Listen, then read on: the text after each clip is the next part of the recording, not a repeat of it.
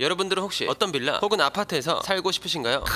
이거 생각만 해도 행복한데? 나는 일단 뷰도 좋고 테라스도 있고 인테리어도 삐까뻔쩍한 럭셔리 초호화 아파트? 뭐 이렇게 생각하고 계신 분들이 많으실 텐데요. 물론 저 또한 낭만 있고 누가 봐도 우와 소리 나오는 집에서 사는 것은 죽을 때까지의 목표일 것 같습니다. 그리고 누가 봐도 살고 싶은 빌라나 아파트들은 이런 특징을 가지고 있죠. 사생활이 보호되는 건 기본, 현관문을 열고 단지 내를 벗어나 도심 속으로 걸어가면 각종 인프라, 즉 산업 기반과 학교, 병원 등의 생활 기반이 너무 잘 형성되어 있어. 또 핸드폰 어플로 배달 음식 시키면 상권이 워낙 좋으니까 배달비도 덜 나오네. 아니 이렇게 의식주가 완벽한 곳이 태양 아래 이렇게 많은데 내가 살 곳은 왜 없는 것인가? 열심히 살아야겠다. 뭐 이런 주거 환경에서 살 수 있다면 더할 나위 없이 만족할 수 있는 삶을 살 수 있겠지만 우리는 가장 중요한 건물의 자재, 품질 뭐 이런 것들을 외면하는 경우가 많습니다. 한번 생각해보면 대부분의 사람들이 빌라나 아파트를 선정할 때 가장 중요하게 보는 것들이 브랜드 이미지라든지 디자인, 인테리어, 더 나아가 가격 상승의 기대 뭐 이런 것들일 텐데 사실 가장 중요한 것은 내가 살 주택이 얼마나 튼튼한가, 부실 공사는 없었는가 이죠. 그런데 우리나라에서는 이 부실 공사라는 문제가 끊이지 않게 발생하고 있습니다. 뭐 대기업은 그렇지 않겠지, 비싼 아파트는 그럴 일 없겠지 라고 생각할 수 있겠지만 서울 강남을 포함한 방방곡곡에서 곰팡이 냄새라든지 비올 때 벽에서 물이 샌다든지 뭐 이런 문제점들이 계속 발생하고 있죠. 그렇다면 도대체 왜 비싼 돈 주고 살고 있는 우리 주택에서 부실 공사가 일어나게 되는 걸까요? 자 그럼 느리게 표면 누구보다 빠르게 남들과는 다르게 색다르게 하면 절대 안 됩니다. 한국은 부실 공사가 왜 많을까? 편 지금 바로 시작합니다. 부실 공사, 적합한 재료를 사용하지 않거나 적정한 시간을 지키지 않고 불성실하게 시행한 공사. 아니 솔직히 사람이 살고 행복한 가정을 꾸리는 주택에서 부실 공사가 일어난다는 게 말이 됩니까? 물론 어떤 건축물이든 간에 부실 공사가 있어선 안 되는 부분이지만 우리나라에선 끊이지 않는 문제점으로 지적되고 있죠. 뭐 이런 문제들이 일어나는 원인을 살펴보게 되면 가장 먼저 손꼽을 수 있는 원인은 속도전이라고 합니다. 속도전? 그게 뭐야? 그냥 건물을 빨리 짓는다 뭐 이런 뜻인가? 네 그렇습니다. 쉽게 설명해 건물을 너무 빨리 짓는다 뭐 이런 거죠. 뭐 건물을 빨리 지으면 빨리 입주할 수 있어 좋겠다 라는 생각이 드실 분이 있을지 모르겠지만 이 속도전은 건물이 지어진 이후 엄청나게 큰 문제로 작용할 수 있는데요. 먼저 양생이라고 해서 콘크리트를 타설한 다음에 완전히 굳을 때까지 충분히 경화하는 보호 작업을 진행하게 됩니다. 이때 뭐 온도나 습도 이런 걸 잘 고려해서 관리를 잘해야 더 견고하고 튼튼한 콘크리트가 될 수 있는 거고, 또 겨울철 같은 경우는 기온이 영하로 떨어져 온풍기를 틀어놓고 천막을 쳐서 단열을 진행한다고 하죠. 그런데 이렇게 중요한 양생 작업이 제대로 이루어지지 않는다? 그럼 자연스럽게 콘크리트의 강도는 떨어지게 되고 균열이 발생하면서 건물에 무리가 갈 수밖에 없는 겁니다. 그리고 요즘 건설 현장은 이 속도를 너무 중요하게 생각해. 이게 어느 정도냐면 비슷한 시기에 착공하기 시작한 건설 현장끼리 막 라이벌 경쟁하듯 더 빨리 싸우려고 하는 거야. 그러다 보니 뭔가 잘못된 부분이 있어도 그냥 마음속에 묻고 작업을 진행하게 되는 거지. 이로 인해 완공이 얼마 되지 않은 아파트에서 물이 샌다는 이야기가 들리고 막 벽면에서 곰팡이 쓸고 타일 갈라지고 윗집에서 씩씩한 소리가 다 들린다는 층간소음 문제가 발생하게 되는 거죠. 그리고 이런 문제들은 최근 전국 방방곡곡에서 들려오고 있는데요. 그런데 이 문제가 좀 심각한 게 집값이 막 60억, 그러니까 평당 1억을 넘어서는 초호화 아파트에서도 발생하고 있다는 겁니다. 아니 상위 1%는 살 법한 아파트에서도 이런 문제가 일어난다고? 그럼 난 부럽지가 않아? 가 아니다 부럽다. 네 그렇습니다. 실제로 집값 비싸다는 용산과 한남동, 그리고 우리나라에서 땅값 최고라는 강남까지 막 비가 올 때면 천장에서 물이 뚝뚝, 아니 비가 오듯 쭉쭉 흐르고 이로 인해 벽에는 곰팡이가 닦아도 계속 생기는 현상이 일어나고 있다고 하죠. 이런 문제가 발생하게 되기까지 기간을 알아보니까 아파트가 완공된 지 불과 1년 만에 일어난 일이라는 겁니다. 아니 이렇게 비싼 돈 주고 아파트를 구매한 사람은 문제냐고. 어찌됐건 아파트를 산 사람은 살아야 하니까 다른 업체에게 보수공사를 맡기게 됩니다. 그리고 여기서 보수공사를 진행한 현장 근로자의 말에 따르면 아니 시공을 제대로 안 해놓고 가니까 이런 일이 벌어지는 거 아닙니까? 라는 말을 하는 겁니다. 그러니까 막 몇십억 하는 고급 아파트에서도 이런 속도전으로 인해 부실 공사가 진행되고 있다는 거죠. 또 최근 강남의 아파트에서는 정체모를 악취로 인해 분통이 터지고 있다는 이야기가 들리는데요. 이 악취가 얼마나 심각하냐면 아파트 단지 내에 있는 나무들이 잇따라 고사를 시작하는 거야. 아니 나무가 고사할 정도인데 사람이 체감하는 악취는 오죽하겠냐고. 그러다 보니 아파트에 거주하고 있는 주민들은 시공사 측에 조치를 해달라고 요청했으나 시공사 측에서는 나몰라라 하고 있는 상황이라고 하죠. 결국 주민들이 직접 이 문제를 해결하기 위해 두 손 두 발을 걷고 나섰는데 아파트 지하 주차장에는 폐자재들이 그대로 널브러져 있는 상황이고 그곳에는 쥐, 바퀴벌레, 모기 등등의 다양한 생물들이 서식하고 있었죠. 아니 도대체 이런 일이 왜 일어나는 거야? 단지 방금 말한 속도전 때문인 거야? 라고 생각하실 수 있겠지만 부실 공사가 일어나는 이유는 단지 속도전뿐만이 아니었습니다. 더 큰 문제는 산업 전체에 오랫동안 이어져온 구조적 문제였죠. 먼저 뭐 보통 우리가 알고 있는 사실은 건물을 지을 때 투입되는 원청이 있고 하청이 있고 그렇잖아요. 이걸 아예 모르는 일반 사람들이 생각하기에는 원청 사람들이 투입되어서 하청 업체 사람들과 같이 일하는 것을 상상하기 마련인데 실제로 원청 사람들은 일을 안 합니다. 원청 사람들은 하청 업체를 고용해 공사 현장에 투입해 시공을 진행하고 관리하는 역할이죠. 그런데 여기서 중요한 건 하청을 받은 업체가 일할 때 원청이 관리 감독해가면서 일을 잘 해결하면 몰라. 아니 원청 사람들은 현장에서 일을 안 하니까 뭘 어떻게 해야 하는지도 모르는 데다가 막상 실질적으로 일하는 하청 업체 사람들한테 아는 척 배운 척만 하고 있으니 제대로 된 관리가 안 되는 겁니다. 또 하청 업체는 공사를 진행하지만 원청 사람들이 이런 태도로 나오니까 일을 하고 싶겠냐고. 게다가 여러 하청업체는 원청에서 하청, 하청에서 또 재하청으로 일을 넘기기까지 하는 마당에 관리는 뭔 관리야. 그리고 당연히 하청업체에서 더 내려갈수록 건물을 지을 때 사용되는 자재들의 품질은 더 떨어질 거고 인정은 개뿔 서로 아는 척하면서 별 생각이 없으니 성공적인 건축물이 나올 수가 없는 거죠. 심지어 위와 같은 상황 덕분에 부실 공사는 예정되어 있으니 모든 공사 진행 상황에 안전을 관리 감독하는 사람들은 책임을 회피하기 위한 준비만 한다고 합니다. 그러니까 나중에 사고가 났을 때 서류 봐봐라 우리는 관리 잘했다 뭐 이렇게 핑계 댈 거리만 만드는 거죠. 그렇다면 공사 현장에 감리하러 나오는 공무원들은 그 사람들이 잘 하면 되는 거 아니야? 라고 물으신다면 참 안타깝지만 현실은 우리와의 생각과는 전혀 달랐습니다. 공사 현장에 가서 감리한다고 이 사람 저 사람 불러다가 대접받고 은밀하게 거래도 한번 해주고 비 안 맞춰주면 알아서 하라는 뉘앙스로 갑질을 한다고 하죠. 참 이런 사고를 방지하려고 국민의 세금으로 월급 받는 사람들이 너무한 것 같네요. 뭐 이런 상황이다 보니 다양한 기술의 집합체인 건설 현장에서 더 이상의 발전을 기대하기 힘든 부분입니다. 그리고 여러 문제점이 개선되지 않고 지금까지 이어진 결과 올해 초 6명의 사망자와 1명이 경상을 입게 된 화정 아이파크 외벽 붕괴 사고가 발생하게 되었죠. 이것만 해도 정말 안타까운 사고인데 위에 말씀드린 문제점들로 인해 발생한 사고는 이뿐만이 아니었습니다. 뭐 많은 분들이 알고 계신 대표적인 사례를 예시로 든다면 1994년 10월 21일 발생한 성수대교 붕괴, 1995년 6월 29일 발생한 삼풍백화점 붕괴 등이 있었죠. 이 사고들 또한 결국에는 다 부실공사와 연결이 되어 있었는데요. 성수대교 붕괴 같은 경우 공권력을 이용해 사익을 추구했던 한국사의 부정부패로 발생한 대표적인 사건이죠. 때는 1977년 시공사인 동아건설이 강북에서 강남을 잇는 성수대교를 착공하기 시작했습니다. 이때 예산을 절감하고 한강 다리 중 처음으로 기능보다 미간에 초점을 맞춰 공사가 진행되다 보니 당연히 통행량이 많아지게 된다면 쉽게 무리가 갈 수 있다는 것은 많은 전문가들이 이미 예측했던 상황이었죠. 그러다 보니 많은 전문가들이 이건 좀 빡시게 고민을 해봐야 한다. 공법 특성상 세부적인 점검 요인들을 조금 더 명확하게 해야 한다. 이런 이야기가 많이 오갔다고 하지만 성수대교는 2년 반이라는 비교적 짧은 공사기간 안에 완공하게 되었습니다. 그런데 공사기간이 짧다라는 것은 아무래도 뭔가 좀 꺼림칙하잖아요. 뭔가 공사가 완벽하게 진행되지 않았을 것 같고 부품이 빠지든 뭔가가 부족하든 상관 쓰지 않은 채 완공에만 집중한 것 같잖아. 아니나 다를까 성수대교가 완공되고 다리를 관리하던 관계자들은 성수대교의 문제점들을 계속해서 발견하게 됩니다. 하지만 모든 문제점들을 들키지 않으려고 시공사가 관리자 모두 암묵적으로 숨기게 되죠. 예를 들면 볼트와 너트를 체결하는 부분에 녹이 쓸어서 결합이 제대로 안 되어 있었는데 그냥 페인트를 칠하고 넘어간다든가 하중을 지탱하는 부분에 지지대가 안 들어가자 구멍을 맞추려고 구멍을 더 빡세게 뚫어버리죠. 그렇게 되면 매뉴얼상 정해져 있는 규격이랑 맞지 않게 되면서 균열이 발생하게 되잖아요. 그러니까 설계와 시공 과정에서 애초에 문제가 있었다는 겁니다. 이후 이런 부실 공사로 이어진 성수대교는 일반인의 육안으로 확인될 정도의 균열들이 나오기 시작했고 붕괴 직전까지 일부 시민들이 다리에 문제가 있다는 민원을 넣었으나 해당 관리자들은 비가 온다는 등 이미 보수 공사를 완료했다는 등 아무런 조치하지 않은 채 시민들의 민원을 묵살해버리죠. 결국 건설사의 부실 공사, 감리 담당 공무원의 부실 감사로 인해 성수대교는 완공된 지 15년밖에 지나지 않은 1994년 10월 21일 32명의 사망자와 17명의 부상자가 발생한 참사로 이어지게 되었습니다. 이렇게 부실 공사로 인해 수많은 생명들이 세상을 떠난 사건 사고는 성수대교 붕괴 사고뿐만이 아니었죠. 1995년 6월 29일 인간의 비리와 탐욕으로 내려앉은 삼풍백화점 붕괴 사건이 있었습니다. 먼저 이 삼풍백화점의 소유주는 이준이라는 아주 스펙이 화려한 사람이었는데요. 과거 중앙정보부의 창설 멤버이자 사고 발생 이후 손님의 생명과 재산 손실은 동등한 가치라고 발언한 사람이죠. 아니 절대로 인간의 목숨이 돈보다 가치 있을 순 없는 거잖아요. 하지만 이 이준이라는 사람은 애초에 생명과 돈을 동등한 위치에서 바라보는 사람이다 보니 삼풍백화점의 시작부터가 잘못되어 있었습니다. 야야 저거 기둥 왜 이렇게 커? 저거 좀 줄이고 매장 하나 더 차려서 돈 벌어. 알겠어? 회장님 다름이 아니라 저 기둥을 줄이게 되면 안전상의 문제가 있습니다. 법적으로도 문제가 되고요. 이런 건방진 놈을 봤나 그냥 하라면 해. 법적인 건 내가 알아서 다 허가 받아올 테니까 말이지. 아 이거 아닌 것 같은데. 그래도 일단 네 뭐 허가는 받아 놓으셨으니 진행을 하겠습니다. 이렇게 불법인 것도 합법으로 바꿔버리고 정해진 설계도나 매뉴얼도 수시로 변경해가면서 백화점 건물을 짓기 시작했죠. 아니 정해진 방법도 무시한 채 지금 멋대로 바꾼다는 게 말이 돼? 네 뭐 당연히 안 되지만 이 이준이라는 사람은 돈에 눈이 멀어 불법 행위를 여기서 멈추지 않았습니다. 5층에 들어올 시설이었던 롤러스케이트장을 식당가로 바꾸게 되죠. 뭐 롤러스케이트장에서 식당가로 변경하게 된다면 본고차 1200대랑 맞먹는 하중을 더 받게 된다고 하거든요. 이것만 봐도 문제가 좀 심각하다는 걸 알 수 있는데 옥상에 있는 137톤짜리 냉각탑을 롤러에 실어 반대편으로 옮기는 미친 짓을 하게 됩니다. 왜냐? 냉각탑 옮기는 프레임 비용이 많이 드니까. 이로 인해 안 그래도 부실한 건물에 엄청난 하중이 가해지면서 균열이 발생했고 건물이 무너지기 직전까지 붕괴 위험 시그널이 여러 차례 나타나게 되었죠. 하지만 이주는 돈 벌어야 한다면서 백화점에 있는 사람들을 대피시키지 않았습니다. 붕괴 위험이 알려지면 손님이 줄고 그렇게 되면 매출이 적어지기 때문이었죠. 그렇게 삼풍백화점이 완공된 지 6년이 지난 1995년 6월 29일 가장 꼭대기층의 5층 식당가에서 붕괴가 시작되었고 지상 5층부터 지하 4층까지 무너져 내린 시간은 단 20여 초 밖에 걸리지 않았습니다. 그리고 이 붕괴 사고로 인해 무려 502명의 사망자와 937명의 부상자, 6명의 실종자가 발생하게 되었죠. 아무래도 이 사고는 정말 무책임한 사람들의 만행으로 벌어진 일이잖아요. 그러다 보니 많은 사람들은 책임자들에게 엄중한 처벌이 내려올 줄 알았으나 삼풍백화점 소유주 이준 징역 7년 6개월, 그의 아들 이한상은 징역 7년을 선고받으면서 많은 사람들을 분노하게 만들었죠.